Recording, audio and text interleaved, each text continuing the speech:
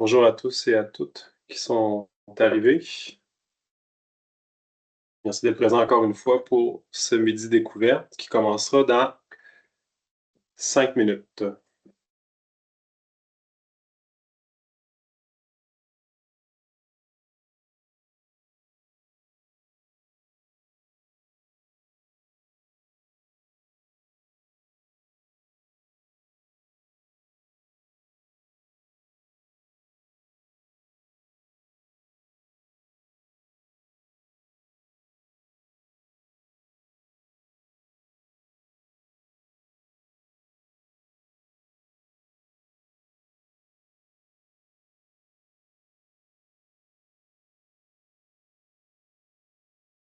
Donc, comme d'habitude, les caméras et les micros des participants demeurent fermés pendant toute la présentation. Ça permet d'éviter la captation de moments inappropriés là, qui pourraient être diffusés dans l'enregistrement. Chaque séance est enregistrée et rendue accessible gratuitement sur le web, accompagnée de la présentation PowerPoint ou PDF. Pour la période de questions, on vous invite à prioriser la fonction questions-réponses de la plateforme Teams. Ça nous aide à gérer l'ordre des questions puis à assurer un suivi adéquat. Ensuite, si vous préférez poser votre question de vive voix, vous pouvez lever la main. Puis ça sera possible pour moi de vous donner la parole. Je vais désactiver la fonction micro et ce sera à vous d'activer le micro de votre côté. Notez par contre que s'il y a des imprévus techniques, là, je ne peux pas vous supporter à distance, malheureusement.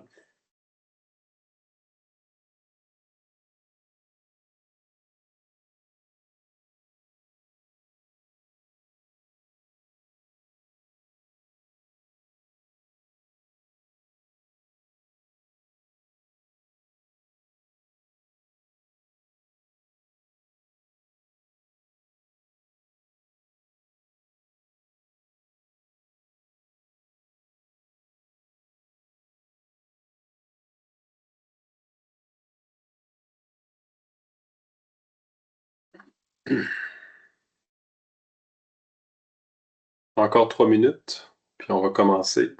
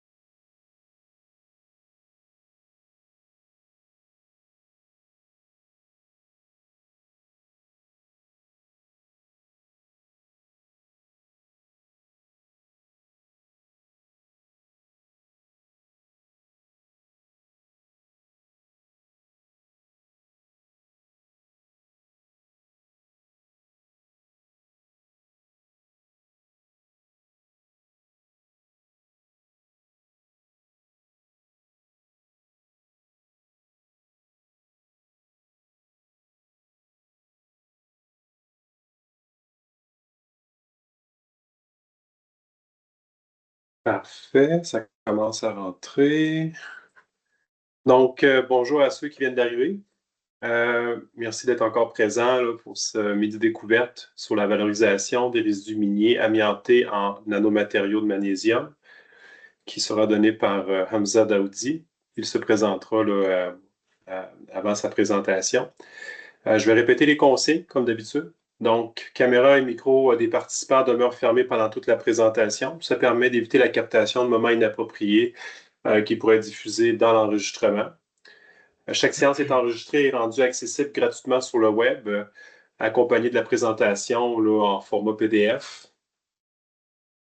Dans le fond, ça va donner à peu près dans 3 ou 4 jours, là, suivant la présentation. Généralement, tout est en ligne. Pour la période de questions, on vous invite à prioriser la fonction questions-réponses que vous retrouverez dans la barre en haut. de la plateforme Teams. Ça nous aide à gérer l'ordre des questions puis assurer un suivi adéquat. Puis si vous préférez poser votre question de vive voix, levez la main.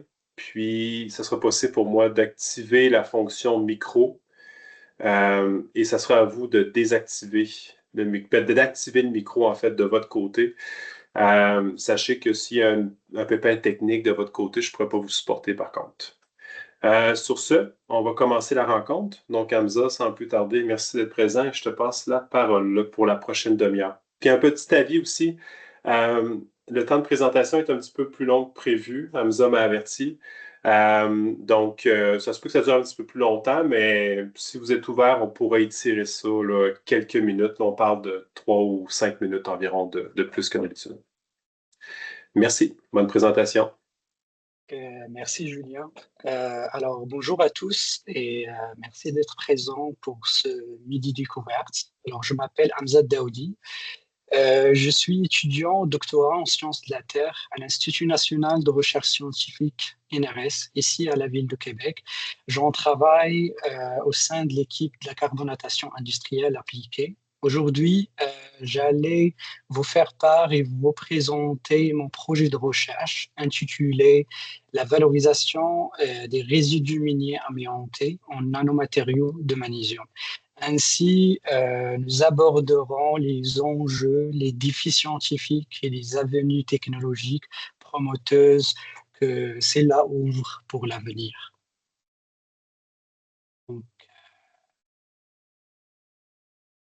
Pour structurer notre discussion ce midi, voici le cheminement que je vous propose.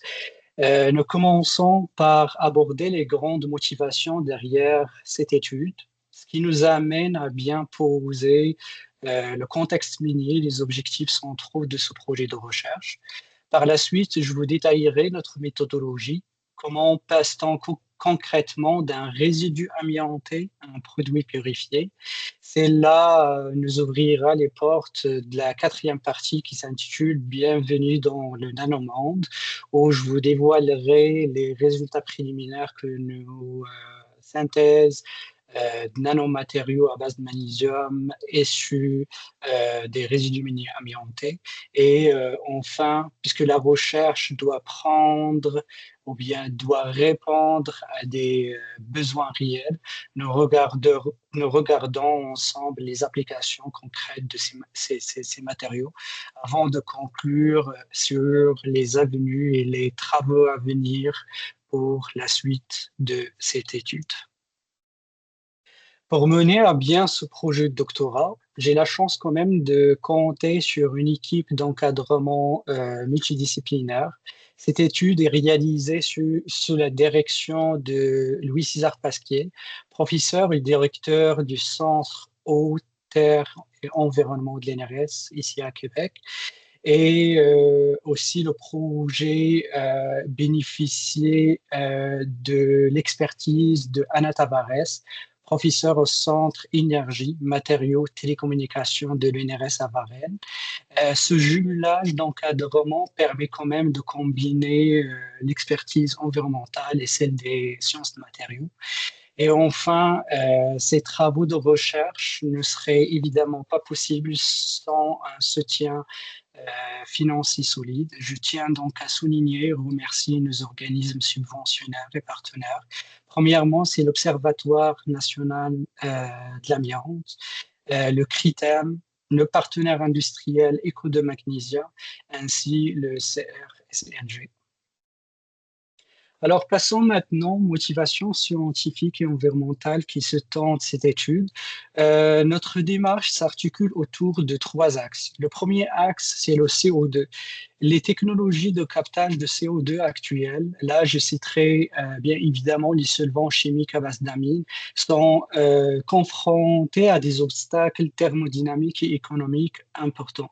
Ça est dû à leur quand même difficulté de régénération qui entraîne une pénalité énergétique. Et ça, par voie de conséquence, limite leur rentabilité industrielle. Donc, il nous fallait une approche où l'énergie joue plus ou moins à notre faveur. Deuxièmement, l'utilisation des résidus miniers amiantés présente un potentiel très fiable pour la séquestration de CO2 grâce à leur minéralogie qui est riche en silicate de magnésium, qui sont hautement réactifs et prédisposés à carbonater. Un autre avantage, aujourd'hui, les résidus miniers amiantés sont déjà extraits et concassés plus ou moins. Ça présente un avantage logistique.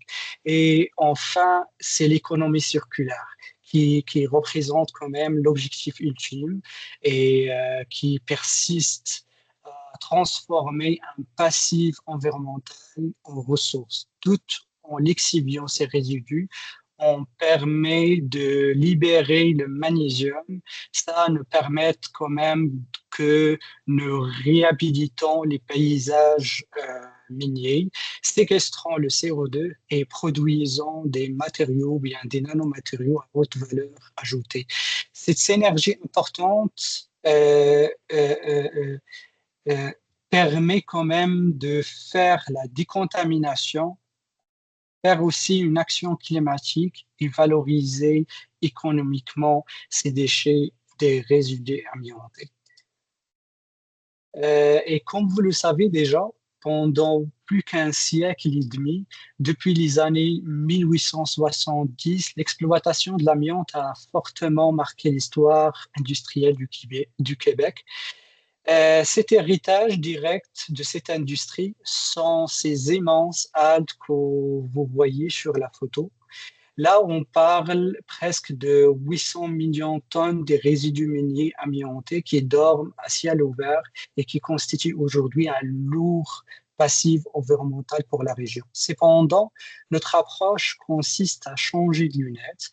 Alors, si l'on regarde ces roches de plus près, sous l'œil d'un microscope électronique, on observe cet enchevêtrement des fibres toxiques caractéristiques, mais si on le zoome encore davantage à l'échelle moléculaire, on révèle la structure de la serpentine. C'est comme illustré ici, il s'agit d'une structure en feuillet qui s'enroule sur eux-mêmes, alternant des couches de silice et du bruchite riches en magnésium. Et c'est précisément sa composition chimique qui nous intéresse aujourd'hui. Ce minéral contient environ de 43% d'oxyde de magnésium. Alors, si on fait le calcul à l'échelle de nos algues, les 800 millions de tonnes des résidus cachent en réalité un gisement colossal de magnésium, d'environ presque de 344 millions de tonnes d'oxyde de magnésium pur. Juste pour vous donner une image plus concrète, c'est l'équivalent du poids de 34 fois la tour Eiffel. Alors, l'objectif fondamental de cette étude, il s'agit de transformer ces montagnes de déchets problématiques en une véritable mine de magnésium. Alors, maintenant que nous avons identifié cet immense gisement potentiel dans ces algues, la question logique qui se pose, pourquoi cibler spécifiquement le magnésium? Alors, les données de gouvernement le confirment déjà. Ce n'est pas un simple métal de commodité, mais bien un minéral critique et stratégique. Il est essentiel aujourd'hui à la transition énergétique. Donc, par voie de conséquence, la chaîne d'approvisionnement mondiale présente néanmoins une grande vulnérabilité.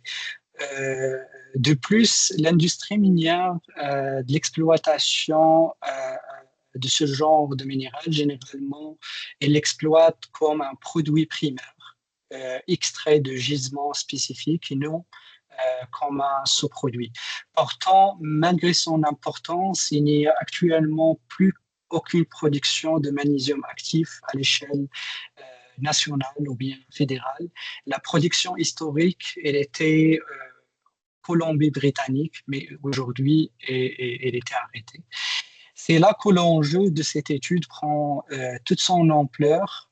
nous proposons donc de relancer une production nationale pour ce genre de minéral stratégique sans ouvrir de nouvelles mines en exploitant seulement une ressource secondaire dans une pure logique d'économie circulaire. Alors, pour atteindre ces objectifs, nous avons développé une méthodologie divisée en six grandes étapes euh, que je vous présente ici. Tout commence par l'échantillonnage de ces résidus miniers amiantés et une caractérisation initiale euh, approfondie. Et puis, dans la deuxième étape, c'est une étape quand même cruciale. Il s'agit de la décontamination. C'est un traitement thermique qui permet de détruire la toxicité de ces fibres et d'activer parallèlement euh, euh, ce résidu pour le rendre plus actif. Et par la suite, on passe à son broyage. À l'étape 3, c'est la carbonatation, là où CO2 intervient pour libérer ou bien genre lixivier le magnésium, puis on filtre ce mélange solide-liquide pour laisser derrière un sable inerte. Mais notre produit intermédiaire clé, il est dans l'étape 4. Il s'agit d'une solution fortement sursaturée de magnésium. Après la récupération de cette solution, nous amorçons par la suite l'étape de cristallisation. En contrôlant les paramètres ou bien notre processabilité, nous forçons le système vers deux voies de précipitation. Un système avec des carbonates nous permet d'obtenir des carbonates de magnésium et séquestrer parallèlement le CO2. Et un système sans carbonate nous permet de produire l'hydroxyde de magnésium. Et à l'étape 6, une simple calcination pour ces deux matériaux, l'hydroxyde de magnésium et les carbonates de magnésium, va nous permettre quand même de convertir ces matériaux en oxyde de magnésium. Alors, enfin, tout au long de ce parcours, nous effectuons bien évidemment des caractérisations croisées en continu. Là, je citerai la chimie, la minéralogie, morphologie et la structure pour garantir l'obtention des produits souhaités. Maintenant que nous avons réussi quand même à extraire et purifier notre précurseur du magnésium, nous pouvons entamer l'étape de la synthèse des nanomatériaux à base de magnésium issus des RMA, les résidus miniers riches en amiante. Mais concrètement, de quoi genre parle-t-on quand on utilise le terme nanomatériaux? Pour bien saisir l'enjeu, il faut quand même visualiser l'échelle de travail. Sur ce diagramme que je vous présente ici, si l'on part de la gauche avec l'échelle humaine visible à l'œil et on descend rapidement vers l'épaisseur d'un cheveu ou les globules rouges, des éléments qu'on l'observe seulement avec le microscope optique, notre cible, elle, se trouve tout à fait à droite.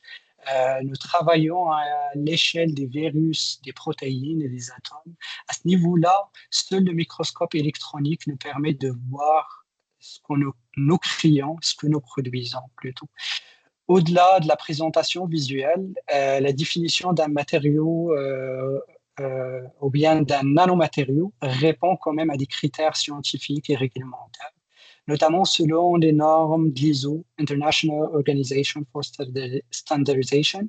Premièrement, la dimension clé, il faudrait que au moins une des dimensions externes de la nanoparticule doit se situer entre 1 et 100 nanomètres. Deuxièmement, pour qu'un produit soit qualifié matériaux, il faut qu'au moins 50% de ces particules se trouvent dans cette plage de taille, ça veut dire à 100 nanomètres. Et troisièmement, la surface spécifique en volume, il doit être supérieur ou égal à 60 mètres carrés par centimètre cube. C'est cette surface de contact immense qui est ramenée à un volume minuscule qui confère aux nanomatériaux des propriétés physico-chimiques exceptionnelles par rapport en matériaux massifs. Et c'est exactement ce potentiel que nous cherchons à exploiter avec les magnésium, ou bien des nanomatériaux de magnésium issus des résidus miniers amiantés. Alors, maintenant que nous avons défini le cible, la question qui se pose, comment produit-on concrètement ces nanomatériaux? Comme illustré sur ce graphique-là, la littérature scientifique propose une multitude de voies de production. Chacune de ces méthodes, que ce soit le broyage mécanique, la sol gel, les microémulsions, etc., permet de cibler des plages de taille bien spécifiquement représentées ici par des barres de couleur allant de 0 à 100 nanomètres. Mais en nanotech, la taille ne fait pas tout. Comme le montrant ces flèches-là, le choix de la méthodologie dicte également la morphologie finale du matériau. Selon les procédés retenus, on peut forcer la matière à s'organiser sous forme des nanosphères, des nanocubes, des réseaux poreux ou même des nanofils. Alors, face à cette panoplie des options, pour nos travaux sur ce magnésium issu des RMA, nous avons ciblé stratégiquement deux approches phares, la méthode de précipitation et la voie hydrothermale. Vous avez me demandé pourquoi ce choix précis. D'abord, d'un point de vue fondamental, ces techniques nous offrent un contrôle sur la taille des particules et une flexibilité morphologique, mais surtout, d'un point de vue appliqué, ce sont des procédés hautement évolutifs. Ça veut dire facilement transposables à grande échelle, et c'est un critique quand même, ou bien c'est un critère incontournable, plus ou moins lorsqu'on cherche à valoriser des quantités importantes dans une logique industrielle. Après avoir extrait le magnésium et sélectionné nos méthodes de synthèse, voici enfin les résultats concrets. Je vous présente ici la caractérisation des nanomatériaux de magnésium issus des RMA que nous avons réussi à produire directement. Ce que vous voyez à gauche, ce sont des nanopoudres macroscopiques, et à droite, leur microstructure ou bien leur morphologie révélée par le microscope électronique à balayage. Tout d'abord, nous avons synthétisé l'hydroxyde de magnésium. Sous l'œil du microscope, on observe une morphologie très distincte. Il s'agit des nanoplaquettes denses, fortement agglomérées, avec un diamètre moyen variant entre 50 et 120 nanomètres. Ensuite, en modifiant les paramètres pour obtenir l'oxyde de magnésium, la morphologie change radicalement. On observe ici des particules plus complexes qui sont faits assemblés à partir d'un cœur des nanobâtonnets très fins d'environ de 15 à 30 nanomètres de diamètre. Et finalement, le troisième matériau, c'est les carbonates de magnésium. Ici, la synthèse a généré une architecture quand même poreuse en 3D. Ceci résulte à une interconnexion des nanofeuilles minces d'une épaisseur fait peut-être au moins de 20 nanomètres. Alors, au-delà de ces observations visuelles au microscope, il est quand même crucial de quantifier les propriétés physico-chimiques de ces trois nanomatériaux synthétisés via RE. Le tableau suivant synthétise nos résultats. Le premier résultat, c'est la pureté. Bien que nous partons d'une matrice de départ complexe, notre procédé a permis d'éliminer la quasi-totalité des silicates et des métaux lourds dans la matrice des résidus miniers amiantés. Alors, le résultat final, nous obtenons des poudres blanches, une odeur, un niveau de pureté qui dépasse plus ou moins une moyenne de 98% pour l'ensemble des trois phases. La bruchite pour l'hydroxyde de magnésium, périclase pour l'oxyde de magnésium, l'hydromagnésite pour les carbonates de magnésium.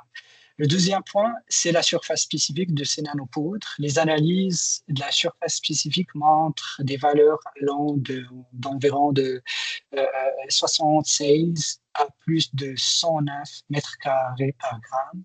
Et en résumé, nous avons quand même réussi à concentrer le magnésium et en obtenir des nanomatériaux présentant différentes plutôt propriétés.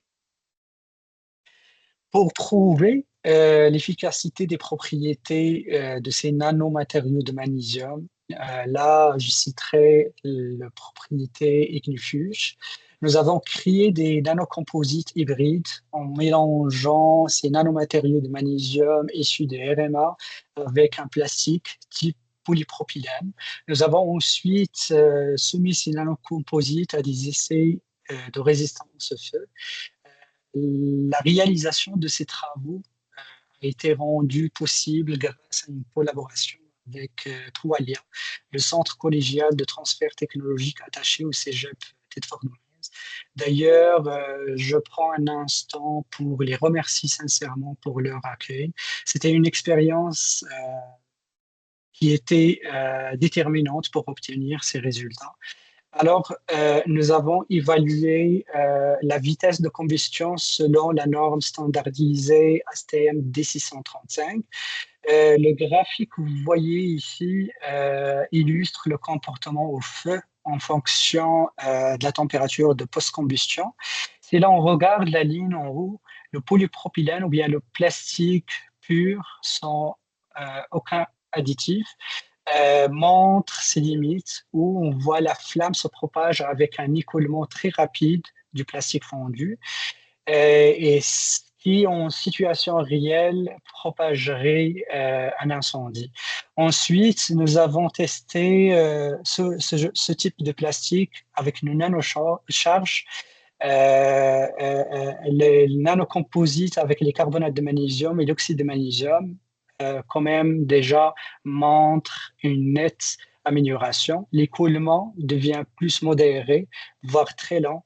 Le matériau avec ces nanomatériaux de magnésium résiste mieux. Mais le résultat le plus étonnant concerne notre nanocomposite à base de l'hydroxyde de magnésium, le MHIPP, tout en bas. Non seulement l'écoulement qui est extrêmement lent, mais surtout, comme l'indique la mention rouge, la flamme finit par s'éteindre toute seule. À peu près environ de 250 secondes. C'est un effet quand même retardateur de flamme important. Donc, que retenir de ces tests? Nos nanomatériaux à base de magnésium réduisent quand même fortement la vitesse de combustion. Surtout, il permet de préserver l'intégrité visuelle de l'échantillon en favorisant la formation d'une couche de passivation. Cette couche de passivation elle est constituée de l'oxyde de magnésium et un charbon stable. Alors, cette couche quand même agit comme un bouclier thermique, empêche l'oxygène d'alimenter plus en plus le feu et bloquant la chute des gouttes enflammées. Et bien que ces premiers résultats sur la résistance au feu soient très promoteurs, ils ne représentent qu'une étape de notre projet. Alors, voici donc les trois grands axes qui guideront nos travaux à venir. Premièrement, on va évaluer la robustesse en conditions réelles pour ces nanocomposites. C'est bien beau d'avoir un plastique qui ne brûle pas ou bien qui empêche l'inflammabilité, mais il doit aussi conserver ses propriétés structurelles. Donc, nous allons réaliser des analyses dynamomécaniques pour quantifier précisément comment l'ajout de ces nanomatériaux de magnésium influence la résistance mécanique et la rigidité de ce plastique. Deuxièmement, nous allons descendre d'une échelle pour observer la structure ou bien la restructuration d'une façon plus fondamentale en étudiant la cinétique de cristallisation. Et enfin, notre troisième axe consistera à élargir nos horizons. D'une part, de côté de la production, nous poussons plus loin nos tests de production pour améliorer, obtenir des nanopoudres encore plus fines et réactives. Et d'une autre part, de côté d'application, en sortant du domaine de plastique et chercher d'autres applications pour ces types de nanomatériaux.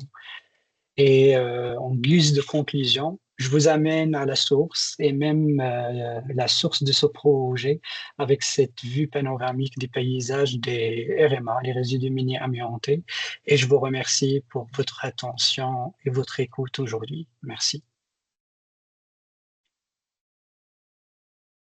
Belle présentation, Hamza, comme toujours, hautement riche en contenu scientifique. Il nous reste 5 minutes avant la fin. Ceux qui voudront rester peut-être un petit 5 minutes de plus, là, je ne fermerai pas la rencontre abruptement, là. Est-ce que vous avez des questions, commentaires?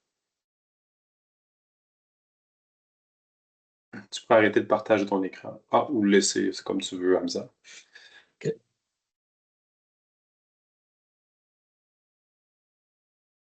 Moi, j'avais une question pour toi, Hamza. Ouais. Dans le fond, tu sais, comment est-ce que vous pouvez rassurer le fait qu'il reste absolument aucun danger, ni pour vous en laboratoire, ni dans les poudres de magnésium qui finiront potentiellement dans les objets de notre quotidien?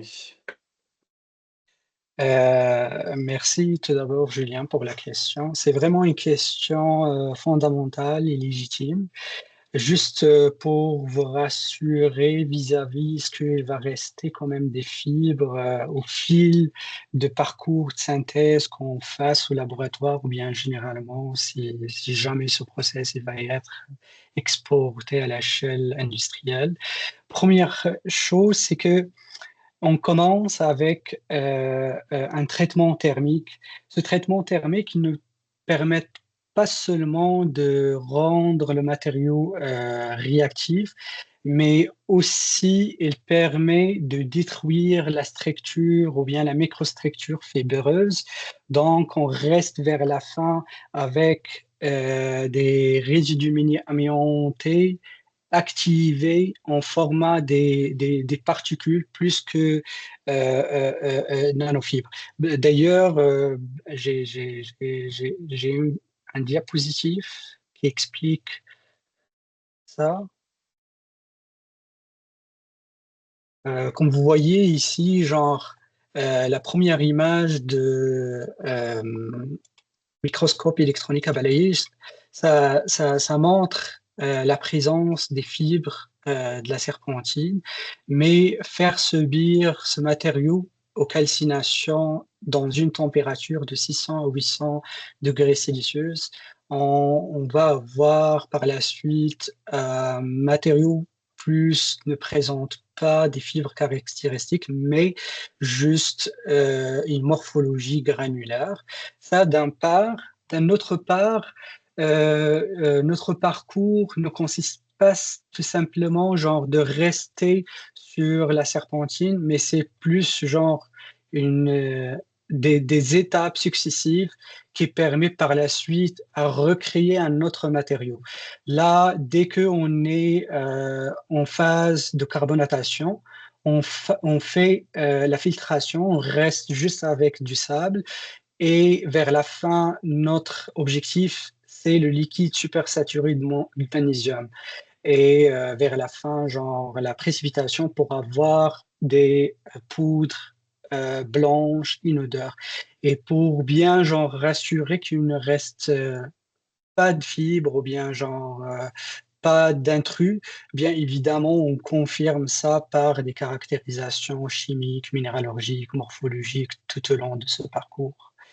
J'espère que j'ai répondu sur votre question sur ça. Oui, merci. Très intéressant.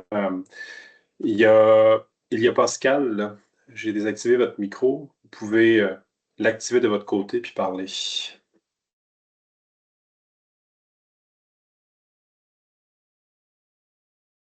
Donc, Pascal, juste activer le micro, puis vous pourrez parler. Pascal Villon.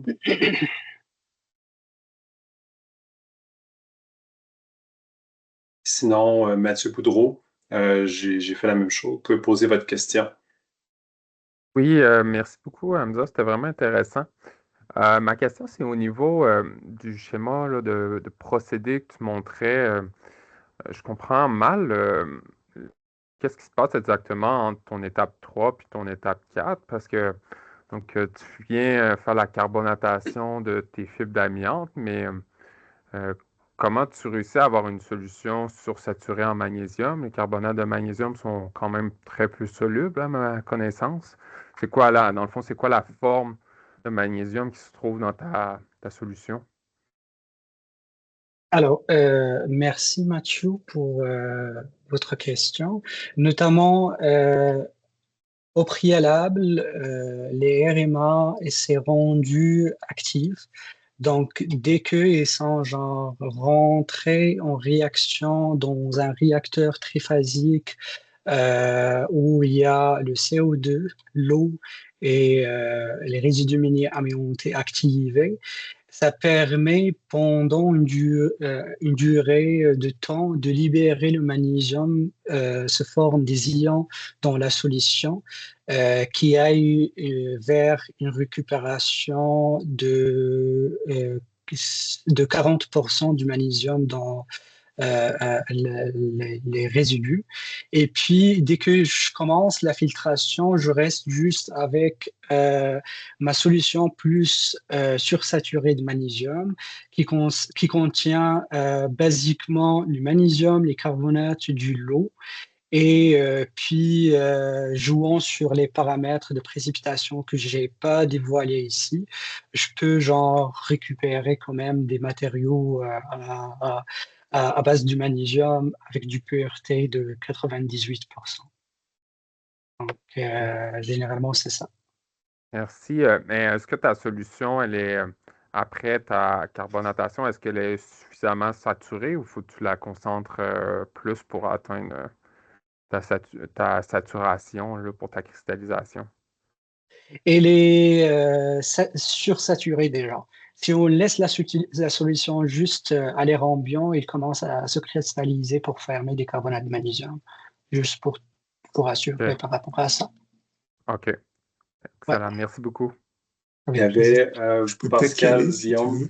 Oui. Je voulais d'abord te féliciter, Hamza. Bravo pour la clarté de ta présentation.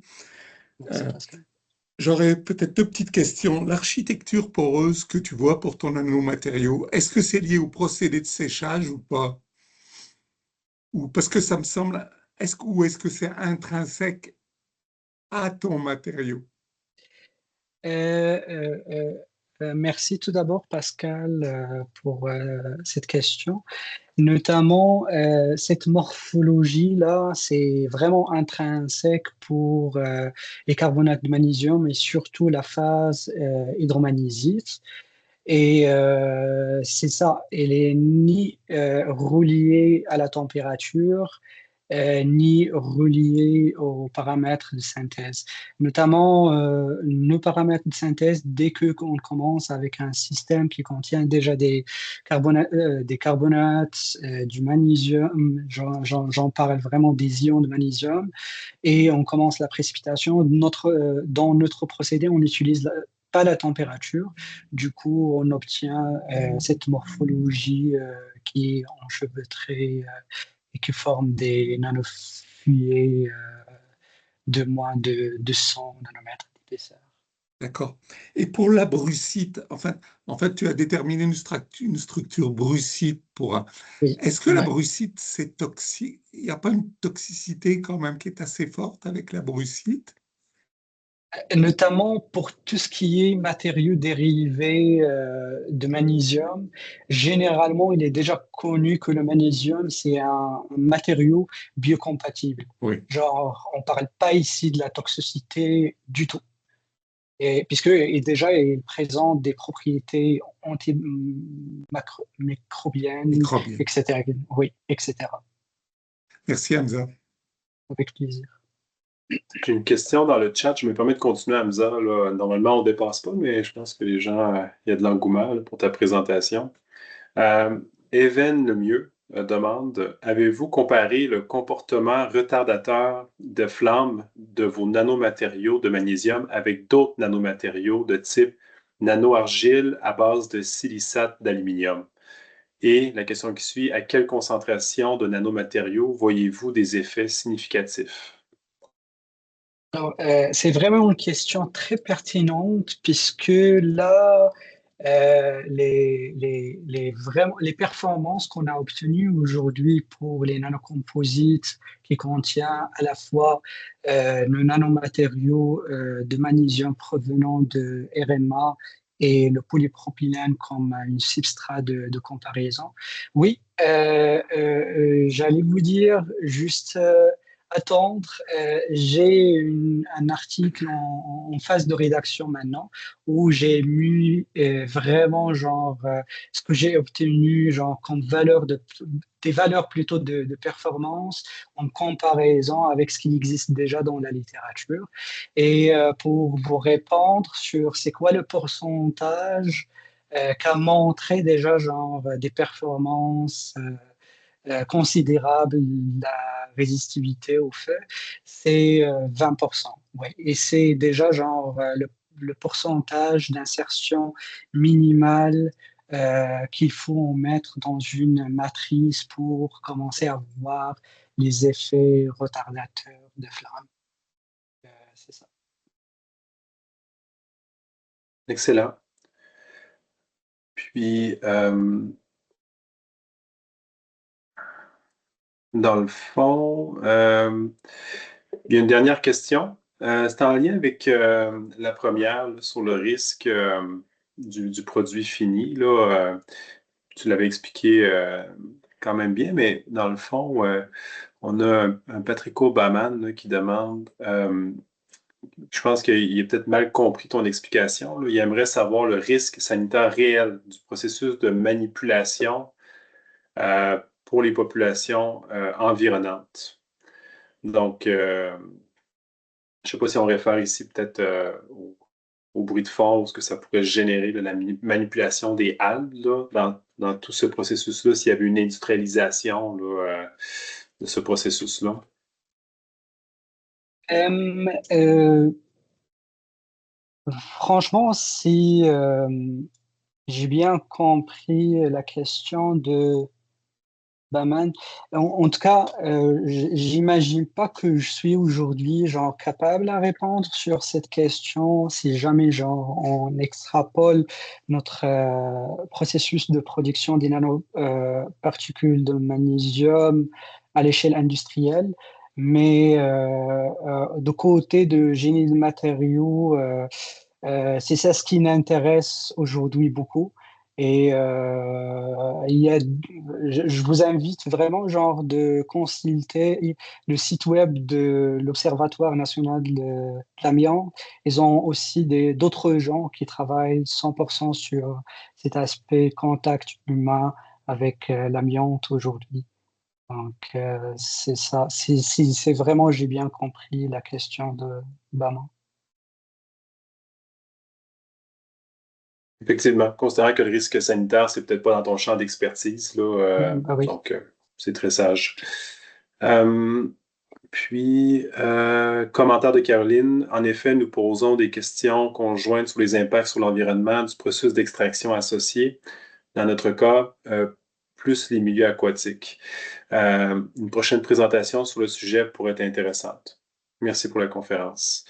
Donc, écoutez, je vais clore là-dessus. Je vous remercie à tous et à toutes là, d'avoir participé et d'avoir posé vos nombreuses questions. Merci, Hamza, encore une fois. Encore un rappel, il le dit dans sa présentation, mais Hamza est un boursier là, de l'Observatoire. Puis on est bien fiers de l'avancement de ses travaux. Puis on te remercie aujourd'hui là, d'avoir consacré du temps à faire le suivi de ton projet. Donc, sur ce, je vous souhaite une bonne restant de journée. Bonne journée.